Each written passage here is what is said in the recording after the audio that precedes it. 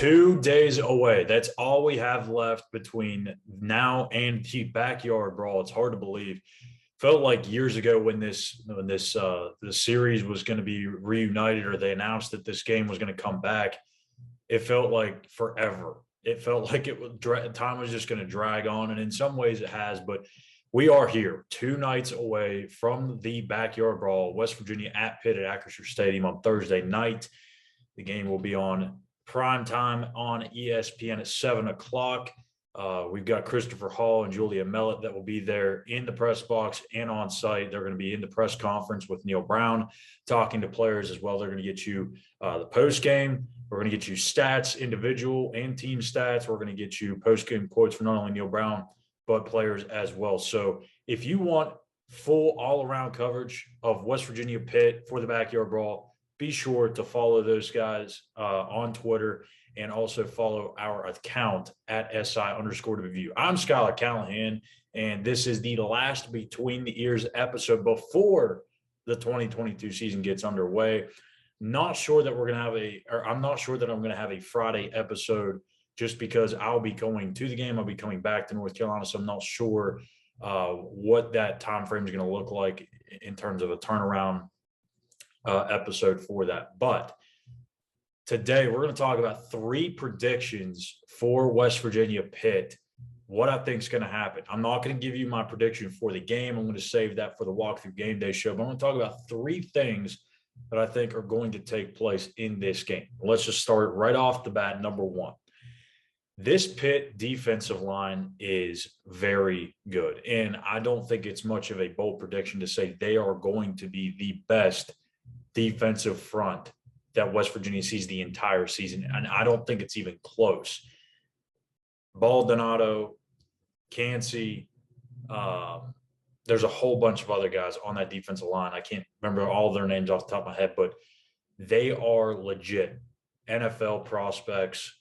Their linebackers are no joke. This is going to be a very tough test for this West Virginia offensive line, who returns all 5 starters. Now, we don't know if Brandon Yates is going to win that starting right tackle job, but even if he does, I still think this is going to be a very, very tough day for the West Virginia offensive line. I think Pitt's going to control that line of scrimmage up front, and in turn, that's going to mess up the run game. The rhythm, the timing, I think is going to be a little off between the running backs, Tony Mathis, Justin Johnson, whoever else is back there, maybe CJ Donaldson, and the O-line. I think that they're not going to really be in sync, and that's going to be a problem, because that's going to turn West Virginia into a one-dimensional team. Pitt can sit back and really make things cloudy for JT Daniels at quarterback. So that's my first prediction. I think Pitt's defensive line is going to get after that West Virginia offensive line. They're going to make JT Daniels get the ball out quick. They're going to make him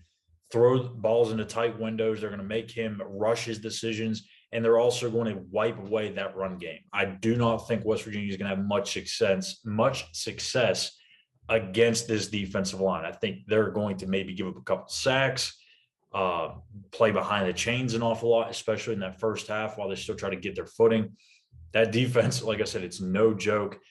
They will be ready to go. I don't know if this West Virginia offensive line is going to be able to hold up against this front, even though, like I said, that they're experienced, they have talent, they've played together for a while, but this is a whole nother level. This is a whole new test for this O-line, and I don't think they're going to hold up. My second prediction, on the other side, I think it's going to be kind of the same thing, but I think Pitt is going to be trying to run the ball more than what they should, and I think it's going to come back to haunt them. This West Virginia defensive line is very good too. Dante Stills, Taj Alston, Jordan Jefferson, Mike Lockhart, Zykeet Lawton, Sean Martin, Jalen Thornton. There's a ton of guys on that defensive line that can really make things tough trying to run the football for Pitt. And they've got 3 really good running backs. Banakanda is going to be tough to really bring down. He's a physical back that likes to run in between the tackles. They got 2 other guys back as well. All 3 of their top rushers are returning. But I think West Virginia's defense is going to make it very tough to run through the teeth of that thing. And I think West Virginia is going to be able to really condense the run game. And Pitt's going to stick to it. Pat Narduzzi, for whatever reason, even though they are a much better spread you out, throw it around type of team, type of offense, I don't see them, or I don't see him wanting to stick to that.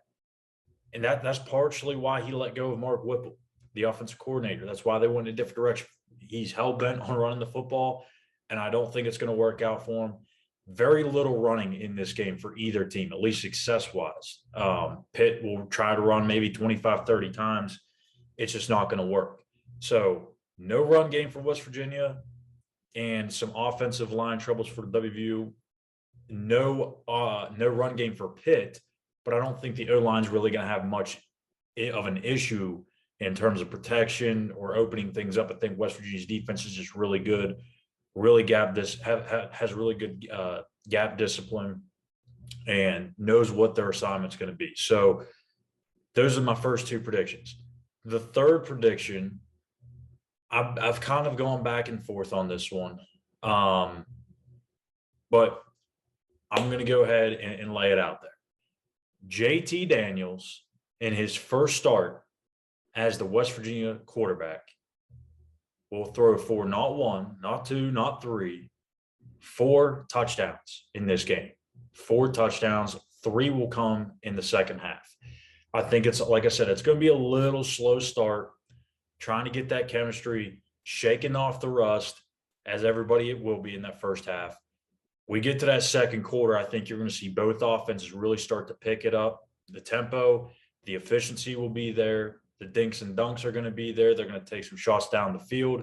JT Daniels, 4 touchdown passes in his first start as a Mountaineer quarterback. So there you have it. Those are my 3 predictions for what are going to happen in this game. West Virginia offensive line is going to struggle.